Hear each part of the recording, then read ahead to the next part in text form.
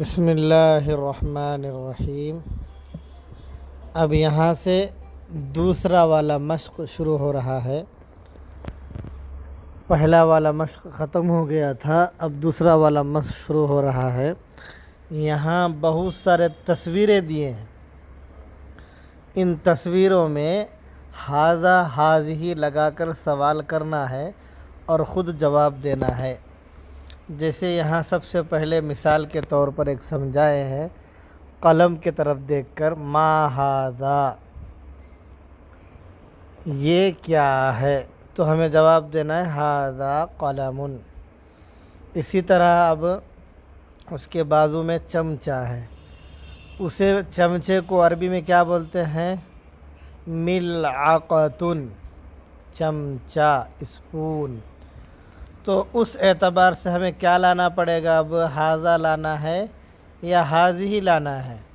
تو ملعقۃ کے آخر میں گولتا ہے تو ہمیں ھذہ لانا ہے سوال میں۔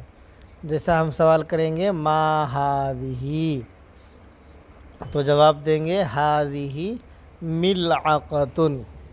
اسی طرح اس کے بازو میں کتاب ہے، تب اس کی طرف سوال کرنا ہے، تو اب سوال کریں گے ما ھذا، تو جواب دیں گے ھذا کتاب۔ اسی طرح قمیص ہے، قمیص، یہ بھی مذکر ہے کیونکہ آخر میں گولتا نہیں ہے، تو اس کے طرف اشارہ کر کے پوچھیں گے تو ما ھذا، تو جواب آئے گا ھذا قمیص۔ اس کے بعد ہے گھر، تو گھر کو عربی میں کیا بولتے ہیں؟ بیت۔ تو بیت کے آخر میں بھی گولتا نہیں ہے، تو اب کیا سوال کریں گے؟ ما ھذا، تو جواب دیں گے ھذا بیت۔ اس کے بعد گھڑی ہے، گھڑی کو عربی میں ساعۃ بولتے ہیں، اور ساعۃ میں آخر میں گولتا ہے، تو اب اس کے لیے کیا لائیں گے؟ ھذہ، تو سوال کریں گے ما ھذہ، تو جواب دیں گے ھذہ ساعۃ۔ اس کے بازو میں کار ہے، کار کو عربی میں کیا بولتے ہیں؟ سیارۃ۔ تو اب سوال کیسا کریں گے؟ ما ھذہ، تو جواب دیں گے ھذہ سیارۃ۔ اسی طرح دروازہ ہے، دروازہ کو کیا بولتے ہیں؟ باب۔ تو اب سوال کریں گے ما ھذا، تو ہم جواب دیں گے ھذا باب۔ اس کے بعد دو پیر ہے، تو میں نے کہا تھا کہ انسان کے اعضاء جو ڈبل ہیں، دو ہیں، عربی میں وہ مؤنث استعمال ہوتے ہیں، تو یہ پاؤں بھی اب مؤنث ہوگا، تو اب سوال کریں گے ما ھذہ، تو جواب دیں گے ھذہ رجل۔ اس کے بعد دیکھو داڑھی ہے اور یا ناک ہے، منہ مراد لے لو، اس کو تینوں چیزیں ہیں، تو یہاں منہ مراد لے لو۔ منہ کو عربی میں فمن بولتے ہیں، تو فمن بھی ایک ہی ہوتا ہے، دو نہیں ہوتا ہے، تو اس کے لیے ھذا آئے گا، ما ھذا ھذا فمن۔ اس طرح کیا ہے؟ ڈیگچی ہے، قدر، قدر بھی مذکر ہے، تو اس کے لیں گے ما ھذا ھذا قدر۔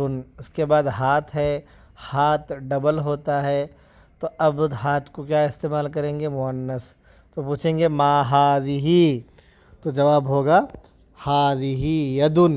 اس کے بعد دیکھو ناک ہے، ناک، ناک ایک ہے تو مذکر ہوگا، تو سوال کریں گے ما ھذا، تو جواب دیں گے ھذا انف۔ اسی طرح اس کے بعد ہے فریج، فریج کو کیا بولتے ہیں؟ ثلاجۃ بولتے ہیں، تو ثلاجۃ میں کیا ہے؟ مؤنث ہے، تو اب اس کے لیے سوال کریں گے ما ھذہ، تو جواب دیں گے ھذہ ثلاجۃ۔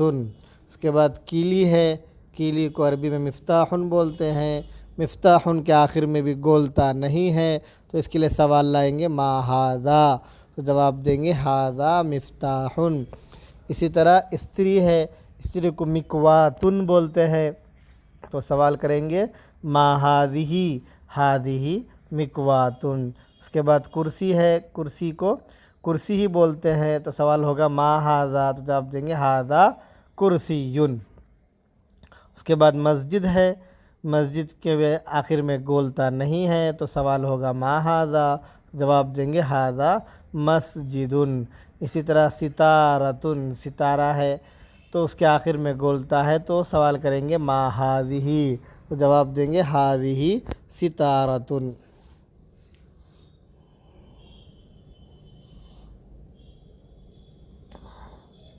تو اب یہاں دیکھو مثال دے رہے ہیں، اقرأ المثال،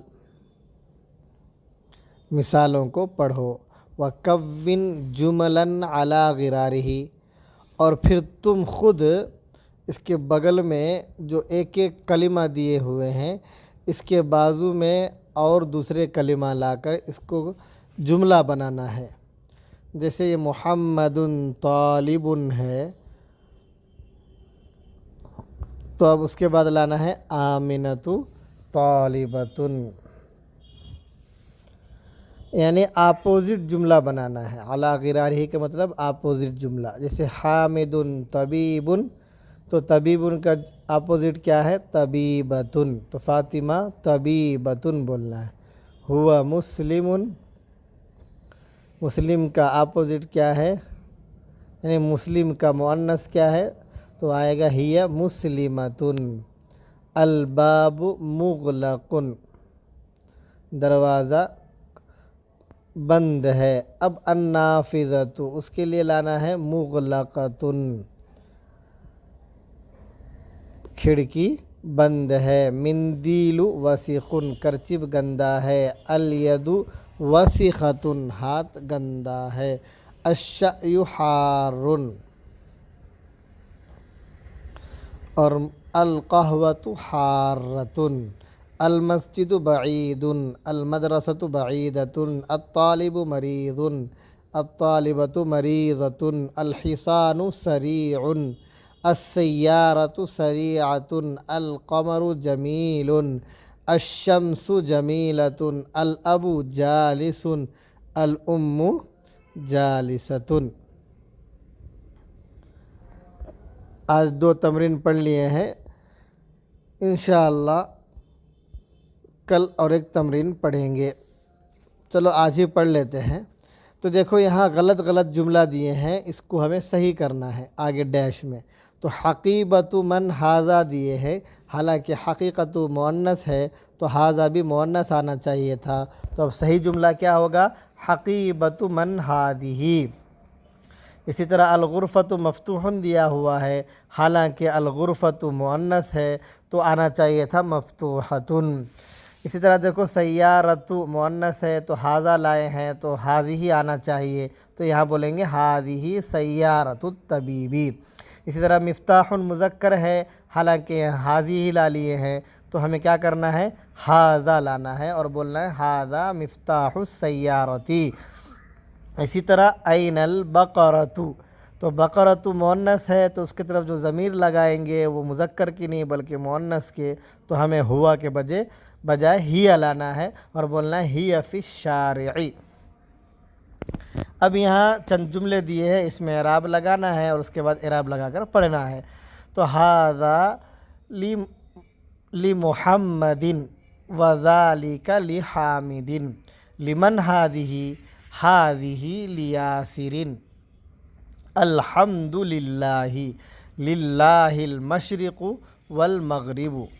اب یہاں نئے جملے ہیں، اس کا ترجمہ کرتا ہوں۔ المکوات کا معنی ہے پریس، استری۔ الدراجۃ کا معنی ہے سائیکل۔ الملعقۃ کا معنی ہے چمچہ۔ القدر کا معنی ہے ہانڈی۔ البقرۃ کا معنی گائے۔ الفلاح کے معنی کسان۔ الانف کا معنی ناک۔ الفم کے معنی منہ۔ الاذن کے معنی ناک۔ الید کے معنی ہاتھ۔ الرجل کے معنی پیر۔ الشأی کے معنی چائے۔ الام کا معنی ماں۔ الثلاجۃ کے معنی فریج۔ القہوۃ کے معنی کافی، سریع کے معنی تیز رفتار، النافذۃ کے معنی کھڑکی، جدہ کے معنی بہت۔ بس آج یہاں تک، انشاءاللہ کل پھر پڑھیں گے۔